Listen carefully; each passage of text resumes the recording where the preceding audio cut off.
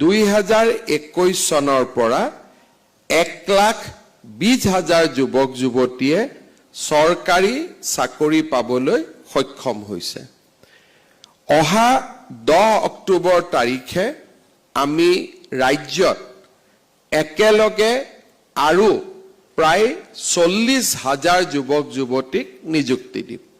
নিৰ্বাচনৰ সময়ত আমি ৰাইজক প্ৰতিশ্ৰুতি দিছিলোঁ যে আমাৰ চৰকাৰ ক্ষমতালৈ আহিলে আমি 1 লাখ যুৱক যুৱতীক স্বচ্ছতাৰে নিযুক্তি দিম। কিন্তু সময় আৰু পৰিৱেশৰ লগত খাপ খুৱাই আমি 1 লাখৰ নিযুক্তিৰ দেওনা পাৰ হৈ গৈ আমি প্ৰায় 1,60,000 নিযুক্তি সম্পন্ন কৰিবলৈ আমি সক্ষম হ'ম।